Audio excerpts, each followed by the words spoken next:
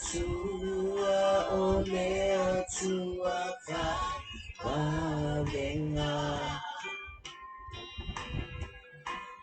alono ye wanafati I avena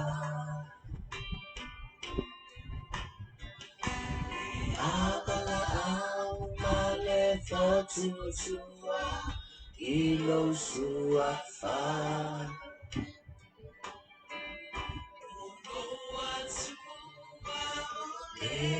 tua fa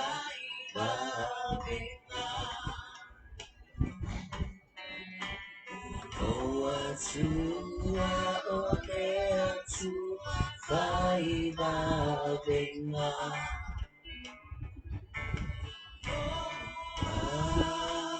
tua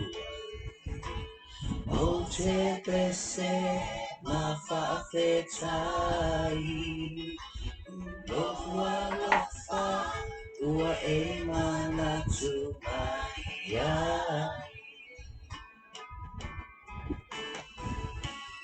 mai o le tu sao polongai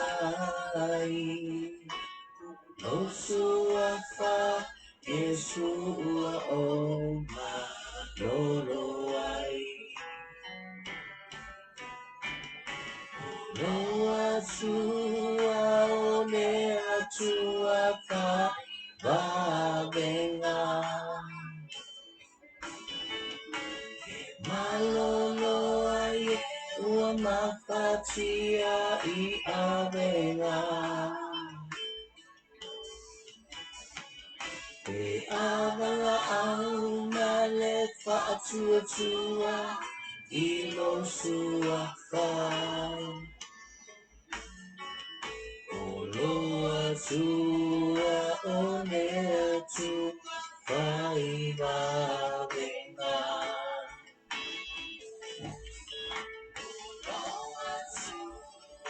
O mea tua fai va venga Maloloa ye wana fati I avena Te avala au male fatu Ia via le tua nei a fiafi Patalo fatu sa fu malo Yesu Kristo tato lima le tato faola I la tau lo fa penana maua mai nei fa soa po le nei fa poponga tato pokolami o Yesu o le fa amalo longa ro na safaraile nei I sa mo nei le ua tere titi a le tulai ono te tonu o fa maeina niso ngā luenga niso fa awina ia o la tau fo I o lo fa pena o na fa maeina ma toi amata fo I se fipo ia vi ele tu I ngā luenga o le se afu pa ule le no ma si le fanga le tua ono tatou tiute mo tatou whaiva lo filimu ia e iei ma a iei le tua e whaingofia me o malawa pe tāwita wha mai tāwita ana le se no Iova ne ati tatou ia wha pēnā fo I tatununga a iei Iova I wha tinonga o lau ngā luenga e whaingofia me uma a iei fo I le tua ia ati tatou ia wha mai tala tuso o ise I wha sanga tau mai ono tatou tiute mo tatou whaiva e tele ngā luenga wha alawe lawe ma ngā luenga o lo ngā lue mai le lo leanga ai ma whai o na tatou manu malo pe tatu te malo ina ngātou ngā luenga whaatino I le aso ma le aso ono fisoso ani mai o tatou ali I po o tatou a tuare ni a fiafi ia haidi amataina tatou pa kalame po tatou whaasoa ni a fiafi ia lau te ina tatou se talo anganga pa ia lo mātou fisoso ani sili wala aulia oe e a fio mai se I e ngalue e whaonga ailu te ngata whaatau waa e a fio mai male anganga le poto ma le māmalama se I whaasoa ai o fionga pa ia pe i ona mātou iai le mātou pokalame po le mātou whaasoa le nea fiafi o Iesu o le whaamalolonga ai mātou te iloe le mawhai le ai lava se tasi e mawhai o oe lava nganga pa ia o lo whapenana ngā lua e whailoa le li o Iesu Kiriso a fio mai se I e tarataraina e vala au ei oe lo mātou tua pa i ane pa I fo lo nganga ia te lātou o lo mwhai o na whaalonglong mai ia whaamanuia foi na foi se mana o ngā tali oe lo mātou tua ia lo whangia foi le whātou waa ia whapena na whaongaina le afiafi nei. Ana o lo whapena ona a afia ma whaeina lato ngā ruenga i leiva yaso ia le a mataria tātou pokalame o le whapoponga le nei o tātou pokalame o Yesu o le whaamalolonga i le nei a fiafi. Mo me tātou tusi whaitau i le mua le tupu o mta upe sifuma le fitu. Alo na whai upe sifuma le fitu i lusu ma le wha tai tono a mauso taimi ona e whaitau le iai. Amen. A le lam whai ona oto maari atu mwhaaso soa toa e tātou whaaso le nei a fiafi. O le mua le tupu o mta upe sifuma le fitu o na whai upe sifuma le fitu i lusu ma le wha o le tana masani le fina salfata. O le fina salfata le na whamaile atu ia Elia ina wa pele vai ki mai tū lunga e alu le fina salfata. Alu o le fina na e na te tausia ina oi. Amen. O ia na te whanga ina oi al te miria. O matua i maa losi a le matua i maa losi a le onge te tono Jerusalema ma Samaria. Amen. Ona o al te miria o tūla i mai le tupo o apo. Ia awa au na ile tua pa ala. Amen. Awa whaftutua nai e le tupu malunto o luale le atua na whaifea ngainga mare nuu. Ia ai au na pe ua tapua ia pa ala. Amen. Ia li nala ngā lai olo ona tu mai e le tua mai le tua Elia alu whai ia pa ia apo. E fiku kausanga e le koe e se ua ile nala nga mako i maka ukia ia le ai o se vai le po il tono le nuu o Israelu ma Samaria. Ia nā rea ngā lai rona ni whaatonu i le tue alu le vai. I le alia i ki rita whanga na whanga i le manu ia lia e na whanga i le oreva.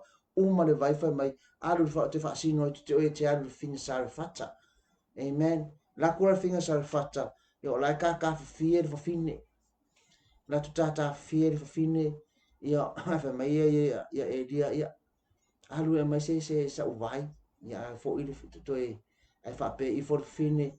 O alu la fine mai se vai ale au na le atua po perfecta le atua. Ai whape atu ia sa mai se fas falawa. Ai mai se falawa. Ai whape upu ala fine. E le se falawa e le se sua. Toi au singa lu utanga po se handful of bread. Nga o singa mea la e. Nga o se mea e te tonu e mau mele lima.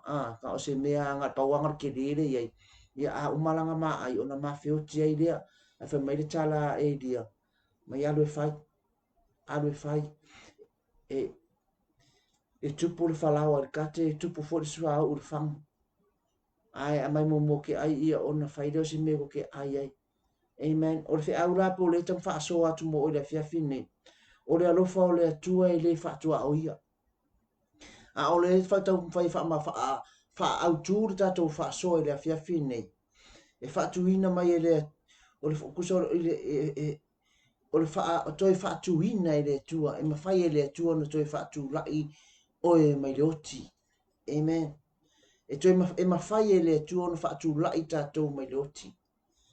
A o le whai upula le sifuma le fitu o lusu ma le wha. Lea ua umale onge, a o nofo i pea e lia e le fine lea. O na mai e leo le tama le fafine. Ua oti. A o mai ti ngā ina nei ua na oti lea le tama le fafine. O na saurola i o le fafine ua mai a e lia fa. Mai e lia. La ea lau na la e le mea ua. Ua e sau e fa manatu mai ia ua uleanga ma ua ngasala. Ua mafu ai le oti ala tama po ua. Le oti e mana tama. E fa mai e lia au mai le tama. Ona afisi le e lia le tama iona lima. Aya nga e lunga le potu o pito lunga po le afiafe pito ilunga. O fata oto ilunga moenga. Ia ma tatalo ai i le atua. Ia ma le ngata tatalo ai i le atua. Ia ma fao ai lunga o le tama. Uma fao lunga le tama onto e sau fa mai tala tuspa ia fa atolu. O le kau prifa ku tatu tala. Ia ona fa so atu ai lola ia tatu fa sol atu le tatu po kalame pa tatu ta upu le fiafine nei fa tolu la ona fao e lia i lunga tama matatalo ia ai ko ke i lo lunga tama ona saulo la i o elia wa si i mai tama ma toi tu mai don tina o ngana le e fa pe i upu le o inala le i upu le tina e fa pe ona fai mai le fine ia elia o le nei o loa le nei mea o le tangata o le atua oi o le afionga fo i ai ova o mai lofo fonga e moni lea amen mana ia i o le moli o tau tinonga alfa fine fa mai upo le fine o loa nei o le tangata o le atua oi o le afionga fo i ai ova o mai lofo fonga e moni o so se upu ai sau mare nutu po le fofonga o se au na fa maoni le atua e moni o fa maoni e fa pena na le au na le e ai le tangata le ngoia Elia o se tangata fa ngaina i le atua o le tangata i le ifefe pe ava ai i le amatamatanga na e uia na yele fefe ai sa fa atonu e le tua masavalia amen fa mai fai kaulanga fa kasi ma profeta pa ala la kala fa mai no fiu profeta pa ala vala au le langi vala au ya pa ala ile mu le taulanga ai na wo o le afiafi ona nga ile o Elia o fai le taulanga ai pa u ma le afi mu fasiote Elia profeta pa ala o ngala le nga va ko le avea ia Elizabeth Yesepera fa pe ne ia ta ya o okay sola lo maletama amen sola lo ia vi ia le tu a o le tala le la le kama fai fa mo moli atu po le fe aure cha mo moli mo o le afia fi nei e ma fai e le atu on to fa atu la i ta to mai le oti amen e ma fai e le atu on to fa atu la i ta to mai le oti Faatonu loa e le atua e lia e alu o i salfata. I le fafine saitonu oro i le ai o salfata. Fa mai alu i fafine o ki faakonguinga fafine lai o i saitonu. O le fafine sa salfata o salfata o le ai tutonu le nuu o saitonu. Amen. O atua o atu nuu ia e au na pe talitonu ia pa ala. E tapua ia pa ala. O nuu faapau po o nuu ele iosi fea ngainga mare atua. Ai fa atonu ele atua Elia. Alu i saitonu ile ai o fa sarifata o i ngala i ele fafine. O fafine le ngā o ke fa atonu i ate ia na te fafanga i ate oe. Lo ainga o le pule a le atua o le pule a wao. O le atua e pule a wao i mea uma. Pe talitonu i le atua pe le talitonu i le atua a o aina tu le pule a le atua. O le tala ta vita e tu le pule a le atua e whamavau. E mawhai e le atua ona li liu mea. Amen. Po le ale ma wa alo loto, po le alo talitonunga e ma wa alo talitonunga a o a teimi e tango i le atua e wha li sua vai e li sua vai. Amen. Vi ia le atua le nea fiafi. Le ala o wha a kongo e le atua Elia, ku ule mea ngā, alui o isa le fata. Le ala lai ngofo e fine manantama, o le tangata le nā nati whangaina oi. Amen. O le alofa o le atua, e le wha atua o ia. Amen. Mana tua le tere le nu o isa wa elu. Ua o ese mai te tenunga po le lato, le senta o lato tapua inga o le atua. Ona e mafua mai, ono le lato tupu o apo malono to o luo i Isabela. Wata ita ina ai tangata e au na ya pa ala a ua furitua i le atua. O inala le wa amatai ona mimilo i le atua fa pele atua ya Elia ka akia ngā alui o le nu ese o la au mai e tangata a le fia mafe o fa fine ito tono le nu o Israelo ele aino lato tani. Amen. Tele fa fine Israelu ele aini la to tane ai fa tonu ele atua le fa fine sa re fata po ole tonu ole nu o sa tonu e ngate fanga ina le au na le atua lo ainga po fer me na te no fo ai po fer me e ke ele long ai oi a o ale ke mi aponta i o le akua e fa kula ia o le atua pe fai mai ele au sautane ono le tuma le anga nu ia a fai o fa fine ele ai sana tane po wa maliu la na tane e tau le amana ia ina te tonu si o manga o tangata amen e tau le amana ia ina le fa fine ele ai po o oti la na tane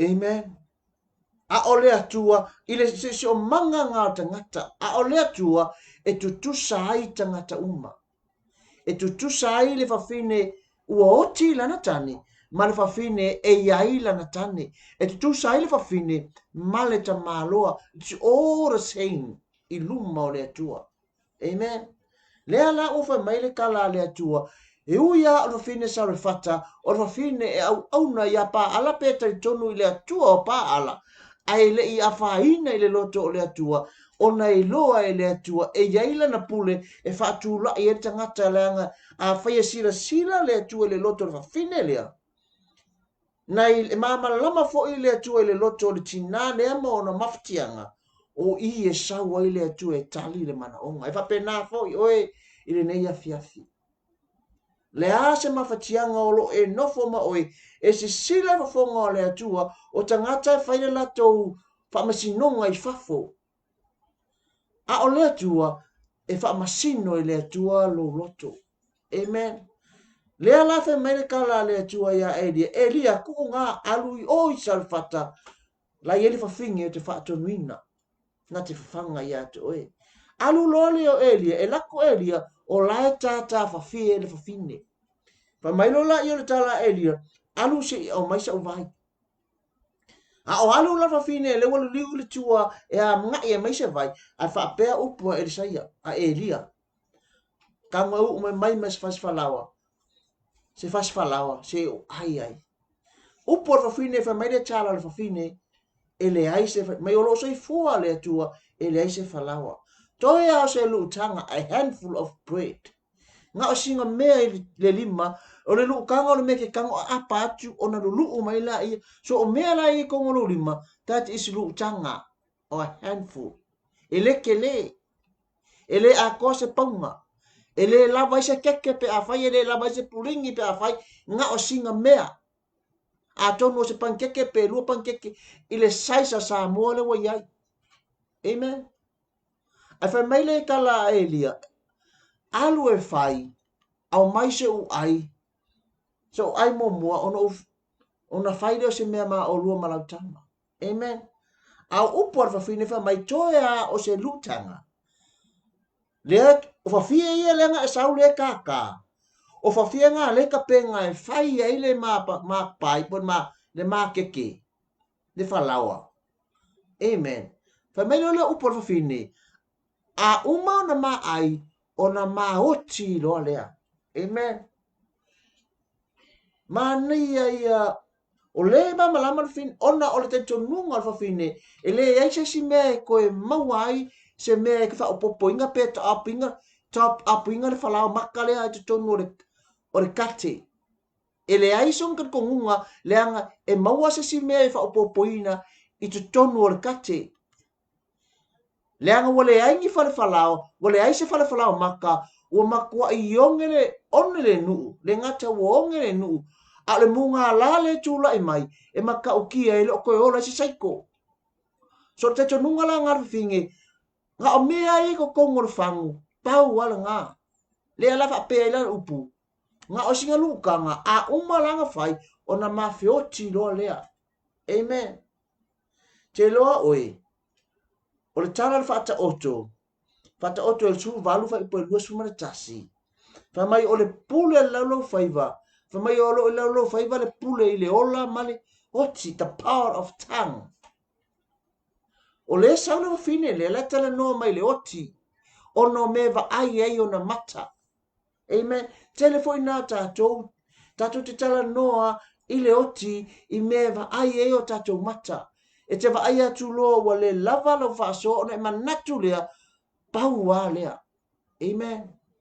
Sala whaapea ia le whawhine salafata. Leanga e le eise pau o paala. Amen. E le eise supreme pau o paala. Langa o paala nga o se kupua e tua ai ke keo o maka tulou. A fai fo ia I lalo na lima e maua na lima. A fai fo ia nga kare nga fofonga po le kare nguku e le mawhai na tau tala mai. A o le tua le au na e lia leo fai maua tua o le atua e mawhai a mea uma. Amen. O le alaika le kongu le fafingi pau ai o le mea le tau tala mai le oti. Amen. O le pule le ta la lo faiva. E ye le pule la lo faiva le oti male ola fa mai la ia. A fai ke fia ola tau tala I le ola. Mai ai fia ai le ola kau kala le ola ke mau ai le ola. Ai a fai ke manga o loki kau kala le oti e ke oki e oti fo. Le ala kau kala mai fa fine. Salala ina tau tala le fa fine. Ona olona le te tonunga e le aisa malo si anga olona atua na te whaatupo I whalawa lea. Amen. Ai whai maile au na le atua po Elia a wawa whaapea ona whetalai mai o Yehova le whaai loa atua I e le whawhine lea Elia lea le atua le tutono Israelu. Amen. Ai ai nge e whape mai upua Elia wa wawa whaapea ona whetalai mai o Yehova le atua o Israelu. E lo whaapea mai o Yehova le atua o Saitonu. O lai tala noa Elia ma whaai loa le atua o Israelu. Le atua le wafuritua I tangata Israelu. Wo oe ka pua ia pa ala lei loa le whawhine lea. Whawhine salfata lea.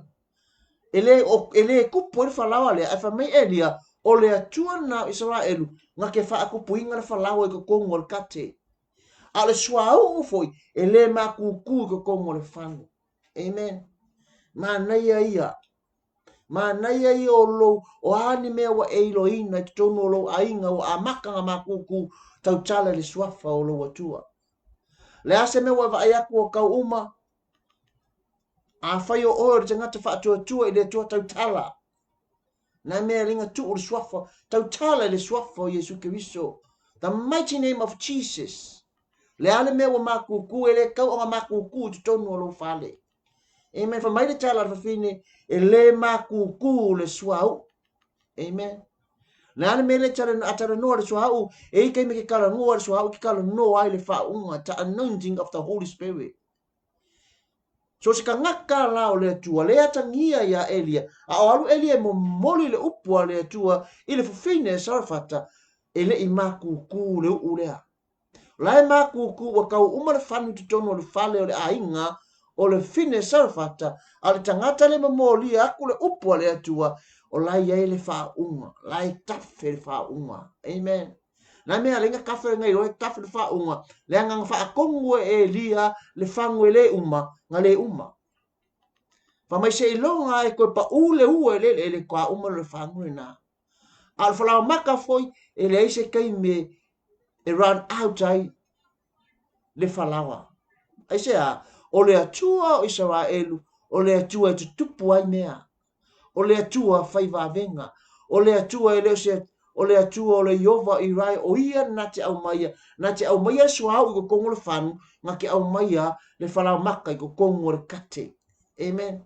Me ngā whamai tara tu spa I whamai mālaia te ngata I whai tangata mauna lima. Amen. O te ngata e whai tangata mauna lima, o te ngata e whaalangolango o te ngata, e mālaia I luma o le atua. O ngā le whaasingoa I le e li e whawhine, o le atua o Israelu, o ia le nganga ki whaakumua le whangunga.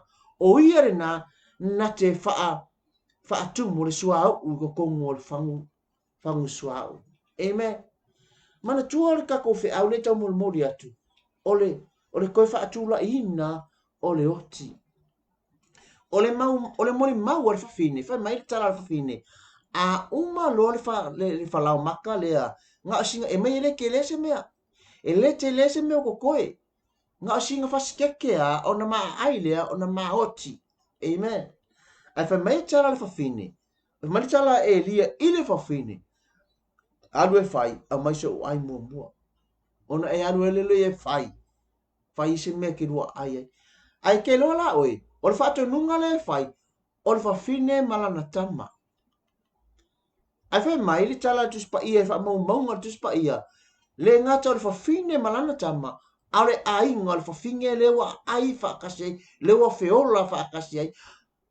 Mai le oti, a koe wha ku lai e lea tua le a inga lea, whai mai le muli maua le fine, a uma ona maa ai, ona maa oti lea.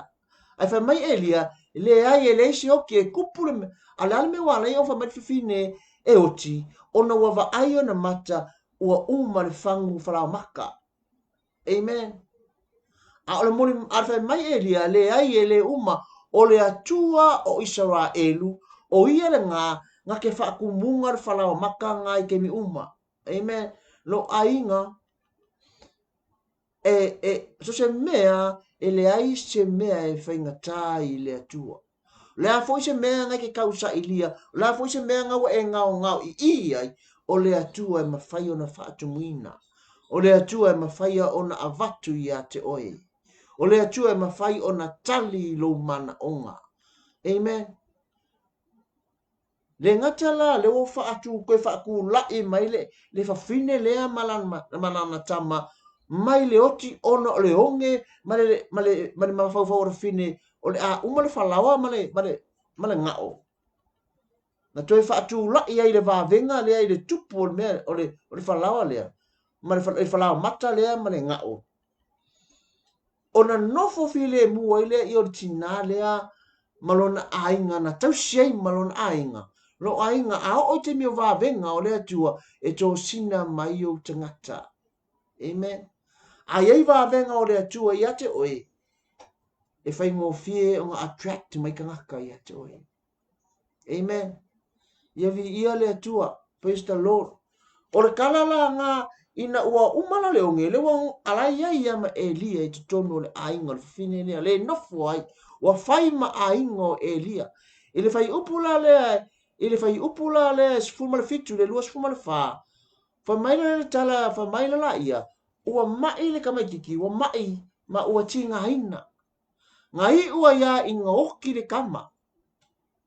Ona sawa ilo le fafine, fai maila le upo le fafine ia Elia, fa apea. Ona fai atu lea o ia, Elia, le tangata o le atua, sea ea launa ia tea. Wa e maliu mai ea e fa manatu, mai ia ua ngasala, ma faa o le oti la tama. Amen. Ua mai le kamaikiki. Ua ki ngā inga, na i ua ina oti ai, mai ua avi ese ini ane manawa. Ai saule fafingi, fa mai le upo fafine, fa mai. Ia Elia.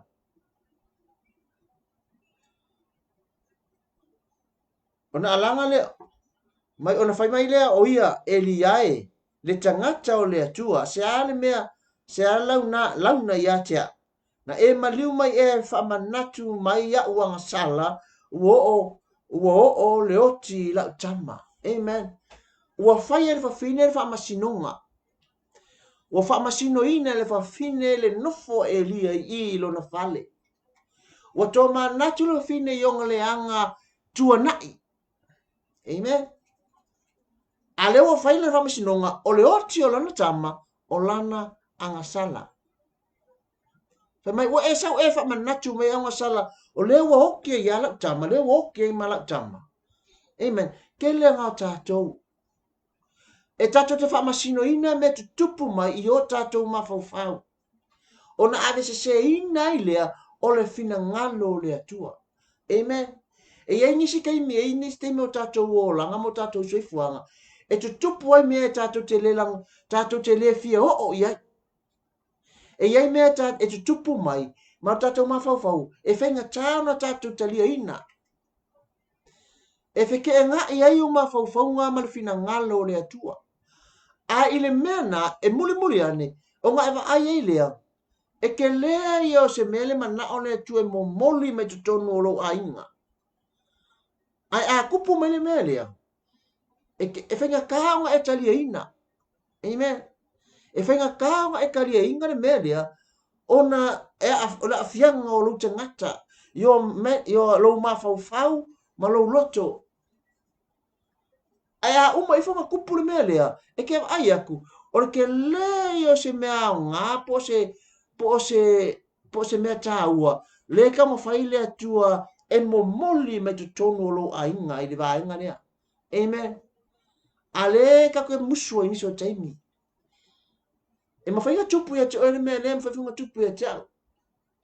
E kaimi ka koke tatu te la ngona ai e mai se a taimi o whaanonoanga i le maliu maloti. E taimi a vea ai o tatou tua apo o tatou mātua po se atali po se awhine pe o tina lea.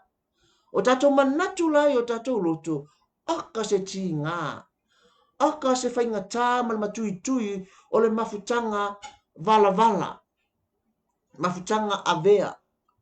Lea lai ona tupu le loto nuti momoia, broken hearts, akangaka. Ona se mafutanga e vala lata, a ua mawhai ona ave e seina, ona o le pule a le atua.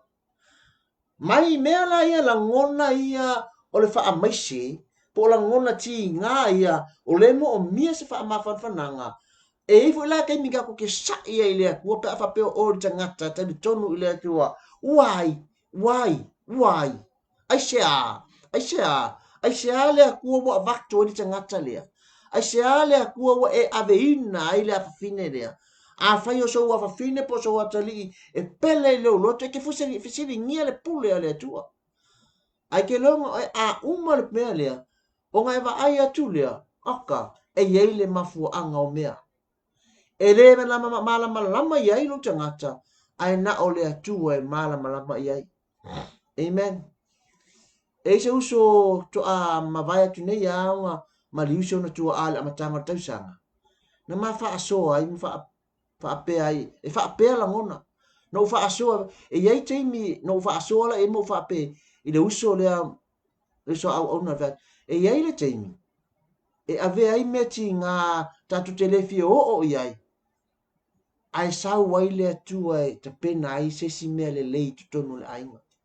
Ona matala noa la ia whapea maile le uso, sa o lei oe. Ina ua mai an mali o lonta ma, ka se tele o mewa whale lei e tutonu o lona ainga. Le ngata o le ainga o shonta ma, o longa lava si o manga o lona ainga, ka ua vaai atu ele pepi i tai o loto na tō whawhine. Pepi i tai o loto o ia mo na uso, o ia mo na tō whawhine, o na tō whawhine mo na mailatou. Ua maua i se loto, e wa tasi le ngata fo ile o ta penanga te tonu o longa ainga leo shonta ma e maka ukia le va ai atu iai no fa o mea le leia le ngalo ya tatou e sau ai le atu e ta pena nisi mea le lei mo tatou. Amen. Le ala sa ilo fingi ai fa medicala eli au mai ko oro fingi lalo ai nga e lungo le fale le afiafe pito lungo i le mau ai te ngata o le atua. Nga whaka oko le ka maloa, ai wala au Elia, whaka oko Elia lungo lomoenga, ai wala au Elia i le atua. Mai upua ka maloa Elia i le atua, mai ona alanga lea o ia Iova, o whape atu Iova e lo o atua, o e wha o le leanga i le whawhine, o oti lanatane, o le o te au mawai, ina ua whaao o le oti, o le ua whaao, ina ua whaao o le oti lantama. Le ua luaku ngakakangi u Elia, ua sai i lea kua, whai mai,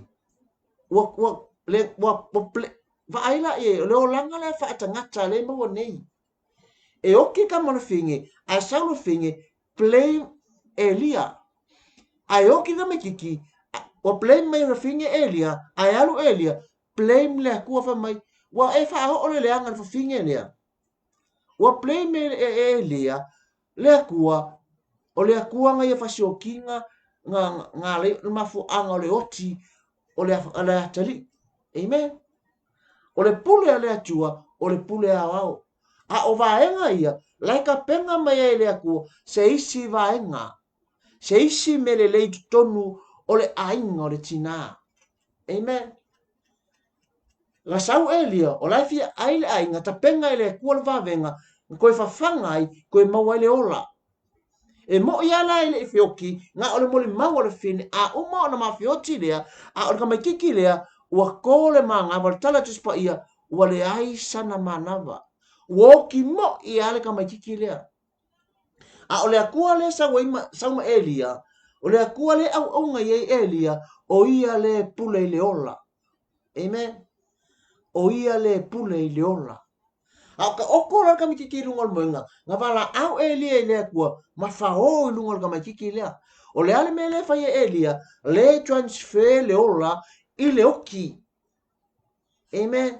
Mantua a oti tangata e malulu ina. A tangata o le mawhanawhana. O le mea le ka mawhai Elia transfer le mawhanawhanga po le ola i le tangata oti. Se ia fa mawhanawhana ina le tangata lea. E fa penale ngā luenga oe le atali i ma la fine o le atua. Ngā oe ke transfer inga le ola i le oti. O a winga mauanga o au whaatinonga e wakua i le ola i le tangata alai oki o ngā ola i le o tangata oti. Amen. Me ngā lefa mai ai le upu a Paulo luar konito lo mta upu e luar konito lo mta upu i le luar konito e luar pe suma le lima ma le suma le ono fai awana namo i mātua keriso i le atua i e whaalaina. Ma e o malaia o le manongi o le oti e o ai le oti nisi a o le manongi o le ola e o atua i le ola. Amen. O ka kou ia o tangata ua whaalaina ma ua tātou uloa ina le atua tātou taritonu i le atua. O i ka kou ka ke transferinga le ola i le oti. O le mea ngā le whai Elia, o le whao Elia lunga namiditi, se i transfer aku le ola i lunga o le oti. Se i koe whaaku lai mai le mea oti, ma fua mai ina ua momoli atua i le ola. E whapena oe ma o tangata tātou, o tangata tātou te momolia le ola, ina ia ola i le si tangata. Nga whamai ai, whamai o le manongi o le ola, e o atua i le ola, al manongi o le oti, e o atua, e o mai ai le oti, so a e kau kala fo ila le oti, e oki. Nga whamai ai le upu le whata oto, i le whata oto na e suma le valu lotu ma tasi. O le pulu e lalo whaiva, a saua e oti, a saua e ola, e whape ngale mele, le whatinonga le whakingo Elia, le ngata waia wala awina le atua, o le angi mea o whale kongu no a inga, wala awi le atua. E saurika maloa, ua la umare kate, la umare suau, la umare le kate le whalawa, la umare whangu suau, anga whaakongu e le atua, e ia kupu mea ia. I le suafa o le akua, tupu ai mea ia, le atua o Israelu, nga ke whaakupuinga mea ia. Oki le kamaikiki, sau le tamaloa, ha moka oko i longo moenga, transfer le ola, ai wala au i le akua. Amen. Whamainga whaakolu anga whao, ai kula e mani tamtiti, le ale kala ngoa le tolu, le atara noa, i le tama, le alo, ma le anganga pa ia, o le ato atoa o le atua. Amen. Te lo oi a ato atoa le atua i o tatou olanga. A ato atoa le atua i ate oi. Ke lo oe whaingo fienga e koe whaakuinga le o tangata oti.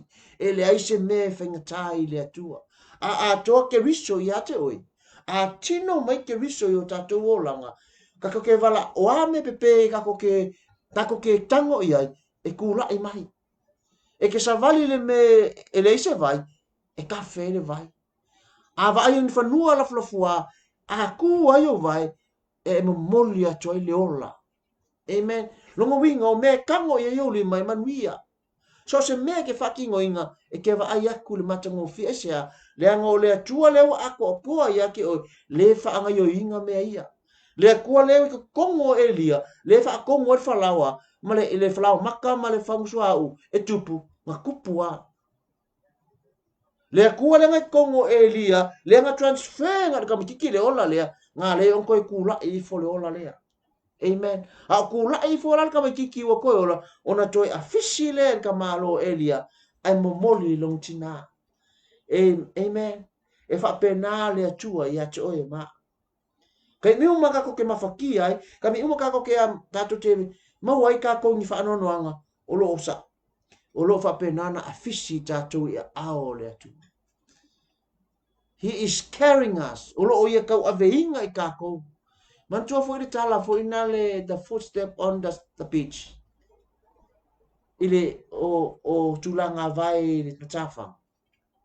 Na faiti o ile tama le lasa valinga mai Yesu fa mai. O mai makangi e ke vai ka le lua vai e sa vai. Ai o mai kai milelei o na nga fa la ia.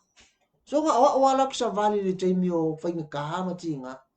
Ai fa mai upo Yesu i lata noanga mai tau le. O i taimi o fita ma fa nga ta. Ono o siilo oe ma o tau aveina oe. E whapena o maa le atua i teimi o ti ngā ma whaingata. O i teimi o luti ai tātou i puawa. O i teimi o soua ai le tātou whainga malanga. O lo o ia aveina i tātou lunga i ona au.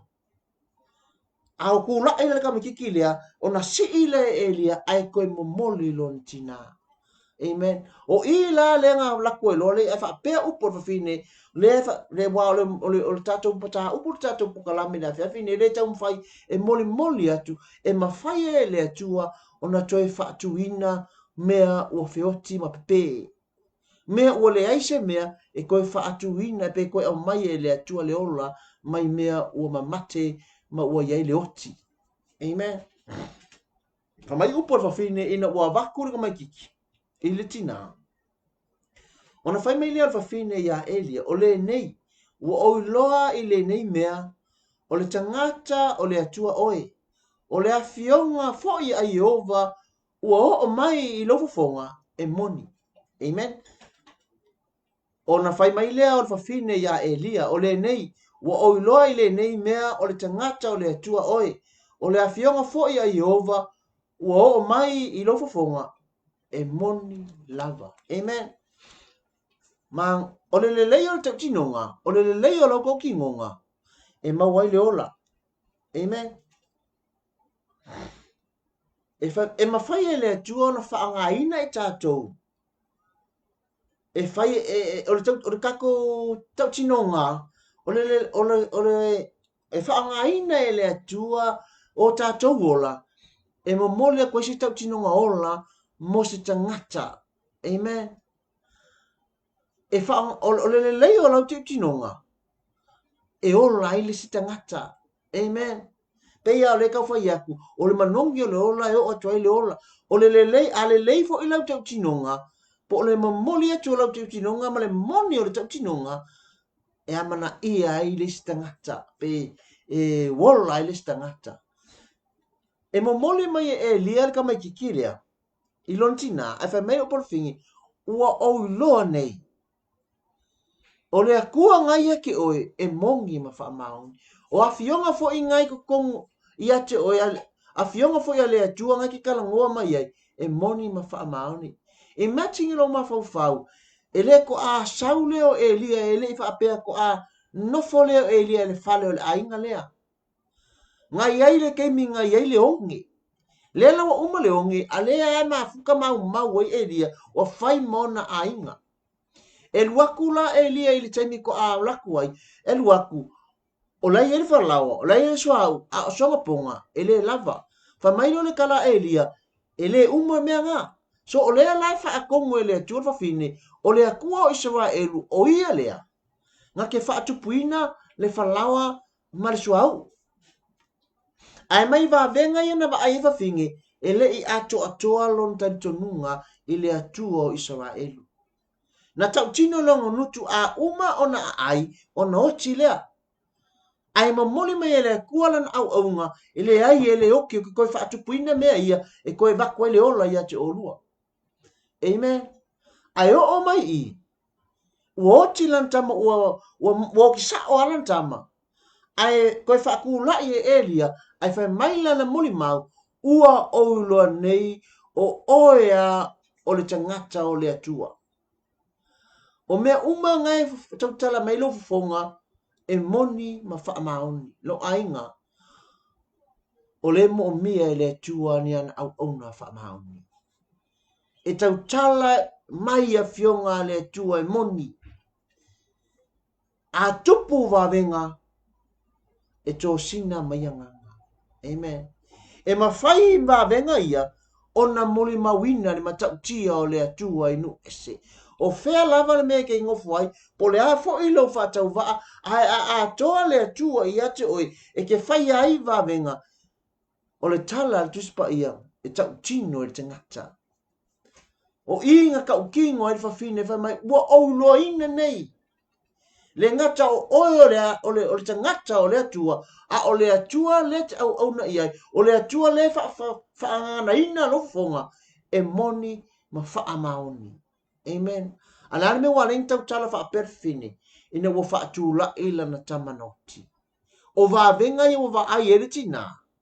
Le mawhai ai o na tau fio fia la ngona wha o sa fia, uona ilo inga, o le tangata le tau tala mai tonu o elia, po o le atua li tonu Elia, lefa mai Elia, o le alia le atua o Israelu, ua whekalai mai e le uma mea ia. Alu aku Elia lungo le afe, le atua, amen, wa wala au ilo na atua, koe whaafo i mai le ola alka mai kikirea. E nga whaalongo i le atua, aisea, e mawhai ona whaafonga ina e le atua, lo si ufonga, ma lou leo, pe a atoa ke riso i o tatou o langa. O le atoa ke riso i o tatou o langa, e moli mawina i nisi.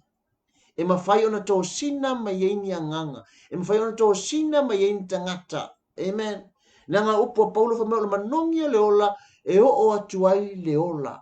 Ai, vai me tangata, e ke ami o le leima e ai ma tau saafia, o ame o mai tutulai, i te tono lo ainga, o ngā e vai e tangata, oi ka alo whaisi ka malana. O ngai fai ngō fia i o na lātou i loa le atua le te au na iai. Amen. E ke whaia fo ila me umeru te nunga i le atua e le wha maina o e le wha maina. A to atoa le atua i ate oe e le wha alu maina o e le wha alu maina. Amen. Ai ala na wha alu maina i tātou o na ua whai o tātou loto ai tuu le fina ngalo o le atua. Ua wha loa i tātou ai tu le tangata na momoli atu oi na avea oi i. Amen. Ngā halua Elia le whatonunga le atua, o le atua nganga whai e Elia le whawhine, o le atua o Israelu, o ia le na te whaatupuina. O fwoi le keimi ngā whaakula i erika mikiki, o le atua le ngā ruaku maia, o le akua fwoi na ia wala awai, e koe au mai le ola ka mikiki lea. Lo ainga, o a mea ufa le tonu, o a mea ua whapenana e wa aiatu o matutu e mawhai e lea kua koe whaasusu. O angi mea wale ai e koe a mawhai e lea kua koe a waku. O angi mea ua mamate, o ane mea ua whioti e koe a mai e lea koe mawhai e lea tua na toi whaatula. Tono lo a inga a angi mea ua whaale tonu e mawhai e lea tua na toi whaafsota i ma toi whaale lei. Amen. Le vā oi maroto o lua vā malau whanau, vai au fo i lau whangau lai whaapea kua whaingo o langa, e mawhai e lea tua o ngā koe whaalisua vai e mawhawhoka meki, ma koe whaafo i mai. Amen. Le ango lea kua le tātu te au auna iai, o lea tua nate mawhaia mea uma. Ai whai mai, e iai fo i onga whafonga, i e ahami o tonu, i e savavali yala o lea tua. Amen. Ia vi le tua o le whaasoala na le nea fiafi, whamanui atu le tua, anga le atu le tua le nea fiafi, ma ia whapenana iai pea le manuia o le tua, mantua tātou au le nea fiafi, e mawhai e le tua no toi whaatulai, e mai woti. Toi mawhai e le tua, o na toi whaatulai mea ua mamate, ma mea ua le aise ola, ina ia whai ma mea ola. Ia vi ia le tua pa ia tu le nganga le tua, ia te oe le nea fiafi, ia ma ia iai whaamanianga le tua, man tua tatu pokalame o Yesu o le whaamalolonga. Na whaatu lai e au nā le tua o Elia le kamaikiki, mai le oti, a o ai o Yesu Keriso. O ia na whaia wavenga ia, le na whaau ngā aile au na ia Elia, e whaatu lai ai le tama le whawhine, sa ia whawhanga ina le au na le atua le teimi o le onge, ia ma teimi o solonga le lei ai le soifuanga. Ia whamanu atu le atua pa i atu le atua anganga pa i ai, pa ia tu ile loto pa ia tu fo ia te la to mfai ona maua nei fa soa na fo ni me o matu tu la fo ni me o mate wa fo ni me o le se ola o le tu e to fa fo i mai lo pe ona e fai finish ar fata e fa pe na fo ona e fai ia te mato e ala ile upu le atua pe ona feta lai ai e lia lo mato atua ia vi ala vo oe tu mau ia to e vi inga le fa manu ma le fa netanga e fa vau lava. Amen. Amen. To God be the glory forever and ever. Amen.